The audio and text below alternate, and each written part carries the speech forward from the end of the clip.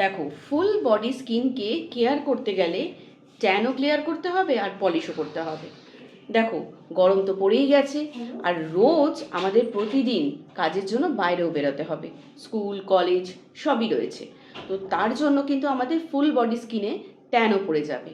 কিন্তু ট্যান যদি ক্লিয়ার না করো, দিনের পর দিন এই ট্যান পড়ে যাবে, অথবা টক্সিন জমে জমে ফুল বডিতে আমাদের প্যাচেস তৈরি হবে।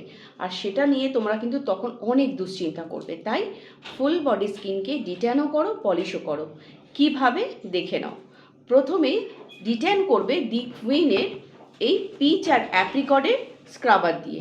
এটা উইকলি একবার থেকে দুবার এই পিচ আর অ্যাপ্রিকটের ডিটেন স্ক্রাবারটা ইউজ করে ভালো করে ফুল বডি স্কিনকে স্ক্রাবিং করে পরিষ্কার করে নেবে, ট্যান ক্লিয়ার হয়ে যাবে।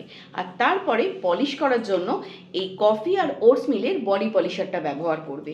এটা রোজ ব্যবহার করবে, দেখবে ফুল বডি স্কিন ডিট্যানও হচ্ছে, পলিশও হচ্ছে। তখন উইদাউট এনি হেজিটেশন বেরিয়ে যাও না বাইরে, কোনো সমস্যা নেই।